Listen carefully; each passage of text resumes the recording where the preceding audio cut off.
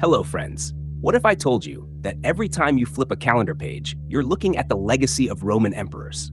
That July and August, those sunny months of summer, carry the names of two men who ruled not just an empire, but time itself? Yes, our modern calendar is more Roman than we realize. But to understand how it came to be, we have to rewind to the days before Caesar and before order. You see, the early Roman calendar was a mess.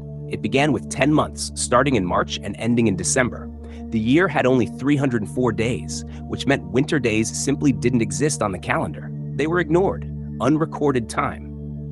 Later, 2 more months, January and February, were added, but even that didn't fix the problem. Priests controlled when months began and ended, inserting extra days or entire months to align the seasons, or to help certain politicians stay in office longer.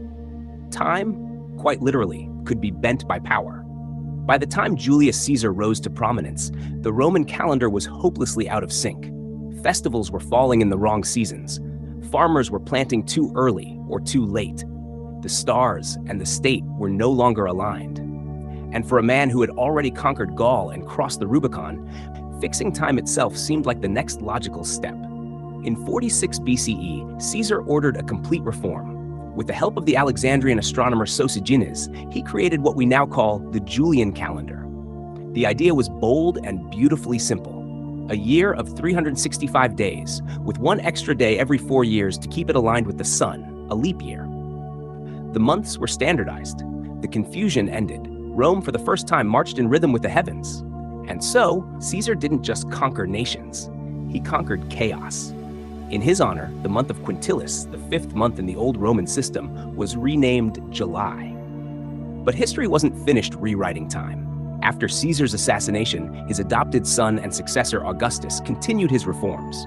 To honor his victories and his rule, the Senate renamed the month Sextilis as August. There was, however, a tiny problem. July had 31 days, but August had only 30. The Romans couldn't have the emperor's month appear shorter than Caesar's. So they borrowed a day from February, making both July and August 31 days long. Yes, that's right. Ego shaped the calendar too. With these changes, the rhythm of time was reborn. The Julian calendar spread across the empire, from the sands of Egypt to the forests of Gaul. It was used for more than 1,600 years, until the 16th century, when Pope Gregory XIII made small adjustments to correct a slight drift, giving us the Gregorian calendar we still use today. But at its heart, it's still Caesar's system. Think about that for a moment. Every appointment, every birthday, every New Year's celebration, all trace their roots to decisions made in ancient Rome. Julius Caesar gave structure to time. Augustus gave it pride. Together, they ensured that their names would never fade, repeating endlessly as the months roll by. In a way, their greatest monument isn't a marble statue or a crumbling forum. It's the passing of days themselves. Every July and August, their legacy continues, written not in stone, but in the simple act of turning a page. So the next time you check your calendar, remember this: time, as we know it, is an invention of ambition. The emperors may be gone, but their hours, days, and months still rule us all. Because in Rome, even the sun and stars were made to obey power.